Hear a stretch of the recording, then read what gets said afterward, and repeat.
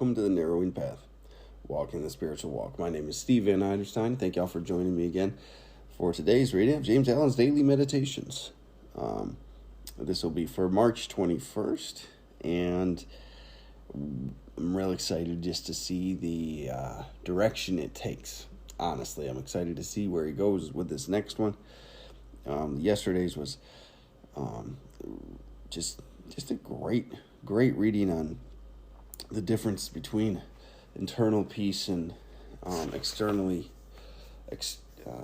reliant peace. Meaning, do you find peace within yourself you carry anywhere, or do you wait till your outside circumstances align just perfectly so you can have peace?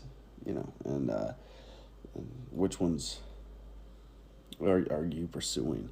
I just loved that one. So this will be fresh to you and fresh to me. This will be the first time I'm reading this meditation, this daily reading. Will be on this podcast, so you'll be getting my initial response, reactions, observations, and what I relate to about the reading. So I'm really looking forward to it. So here we go. March 21st reading for James Allen's Daily Meditations.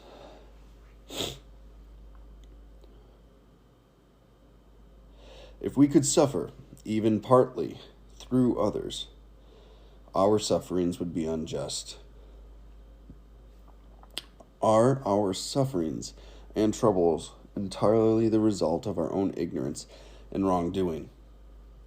Or are they partly or wholly brought about by others and by outward conditions? Our sufferings are just and are entirely the result of our own ignorance, error, and wrongdoing. Ye suffer from yourselves, none else compels. If this were not so, a man could not commit an evil deed and escape. The consequences of that deed being visited upon an innocent person, then there would be no law of justice. And without such a law, the universe could not, even for a single moment, exist.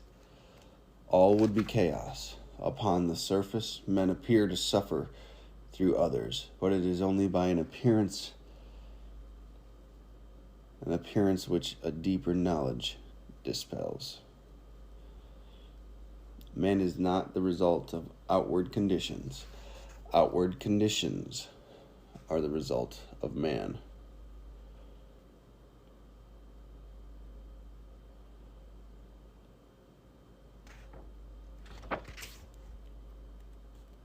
I like this.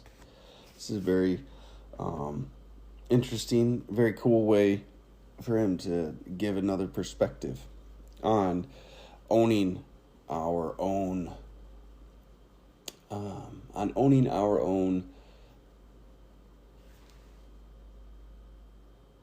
actions, taking a responsibility and accountability for the things that are in our lives. And he's not, usually it's a more general sense, your entirety of your life is what you make of it. But this one, he specifically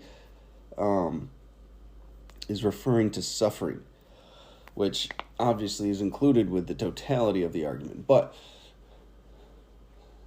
in this, he's specifically pointing out suffering, because I think sometimes, even though there might be a base understanding of the fact, like my life is what I've made of it, right? People can still get lost in this. Suffering, our suffering is of our own making. People may be doing wrong things comparatively. People may be, whatever it might be, we have still placed ourselves in a lot of these positions. And then also, our daily suffering is a matter of our own perspective, which is a hard thing for a lot of people to hear, myself included. Suffering is not at the hands of another. It really isn't.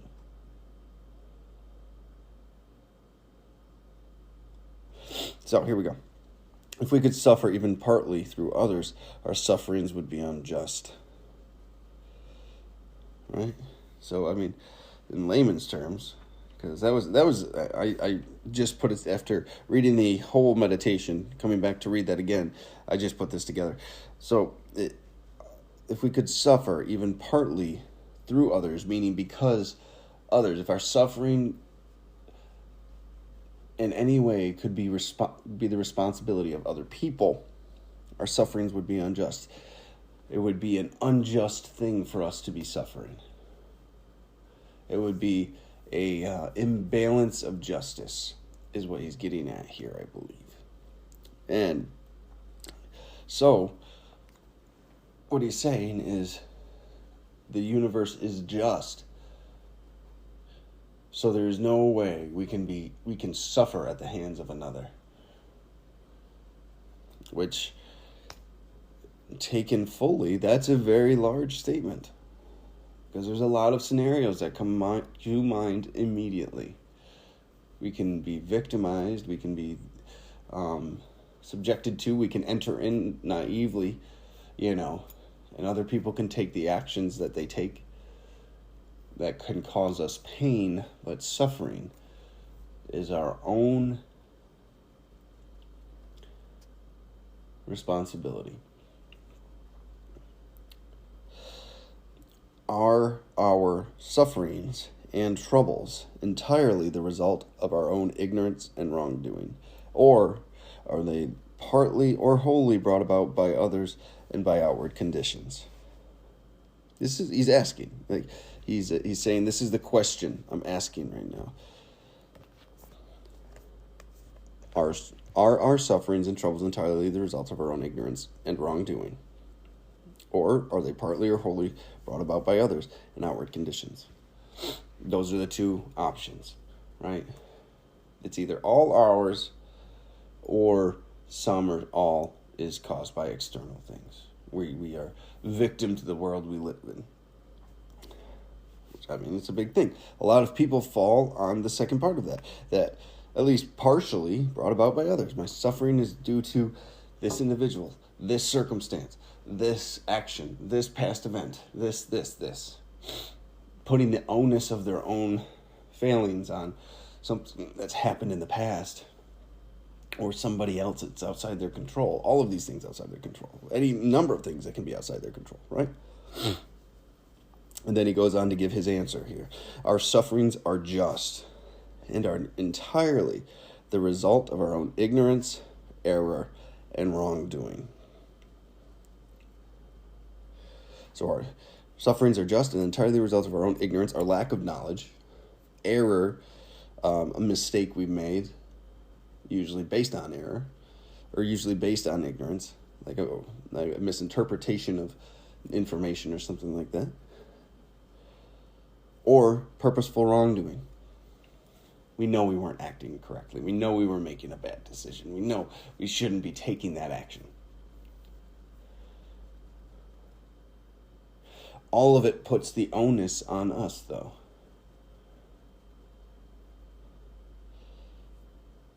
So we own this. It's our ignorance. It's our mistakes and errors. He uses errors. Our ignorance, our errors, and our wrongdoings that are entirely the reason we suffer. Our sufferings are just. Somewhere along the line, or in some way, some perspective, right?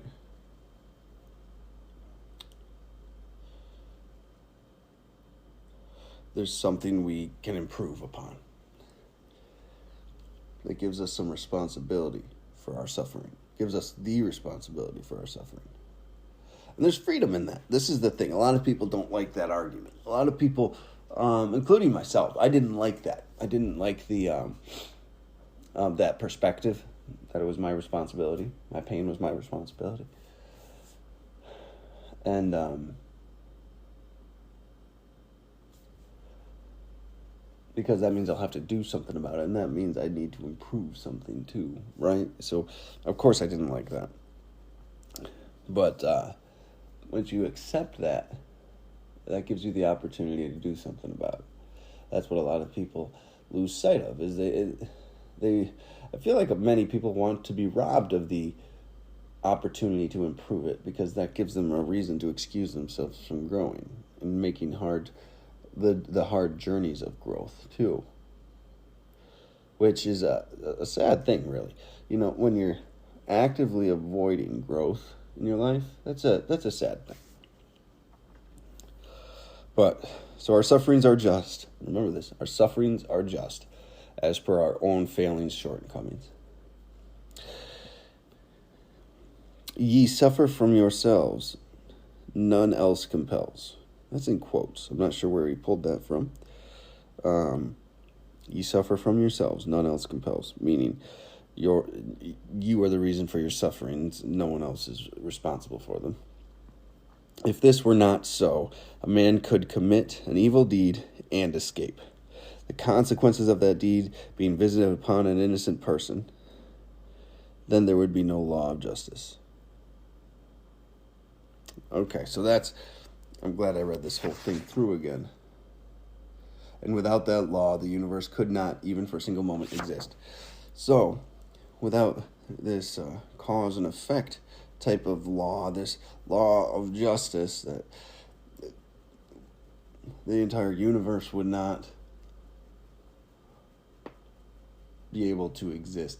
So, he's saying, if a man could commit an evil deed and escape unscathed, with no moral suffering, no immediate repercussion, maybe in the material world, in the really pure, an extremely physical sense, not just a spiritual sense of suffering, right? And if there was, the consequences of the evil deed being visited upon an innocent person, if an innocent person is affected by that, and this person that committed the evil deed escaped, there would be no law of justice.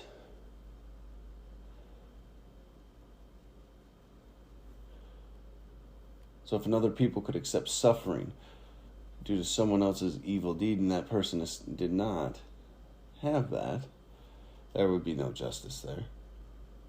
So, he's saying the inverse is the truth. Our sufferings are our own, from our own actions and wrongdoings and evil deeds, our own moral compasses being violated, our own the return from our own evil deeds or wrongdoings, wrong actions, or most times born from ignorance or error, he says. Without a law, such a universe could not, even for a single moment, exist. Without the law of justice, it would be chaos. There would be no accountability. There would be no how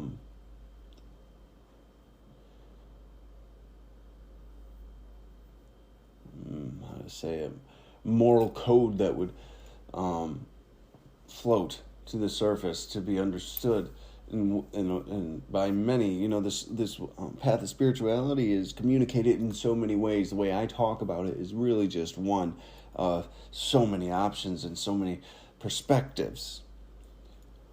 Every single religious one usually encompasses this type of path that I'm talking about. Mine is the way I speak about this is outside of religion, but there's a plethora of other ways to speak about this and find this path.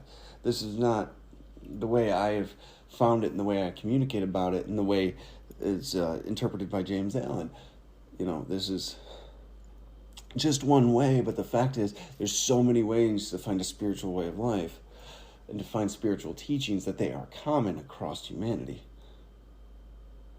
That is the point. They are common across humanity. So if they are common, then they must exist. These teachings, these principles, these understandings, these values, they are common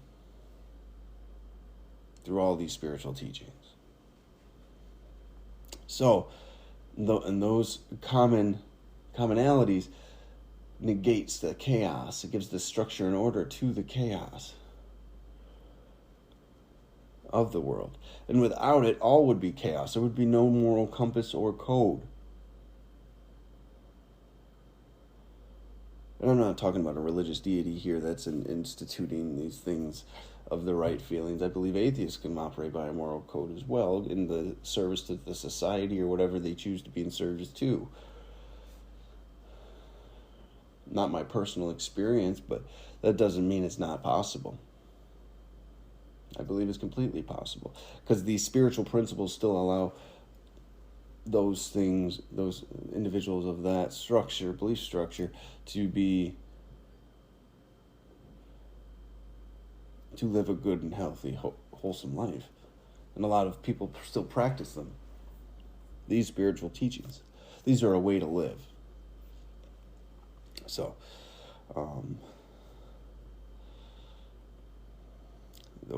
upon the surface, men appear, keyword right here, men appear to suffer through others, but it is only by an appearance which deeper knowledge dispels. So when we dig into the intentions of a person's action, when we dig into the fears that drove a person to take a certain action, or when we look at a person's suffering after a incident that occurred, right? It's a lot of perspective change that needs to come out, a lot of selfishness and self-centeredness that needs to be unfolded and released. So a lot of times, a lot of these things suffering appears to be inflicted upon us. But suffering is held within us. We suffer. They suffer.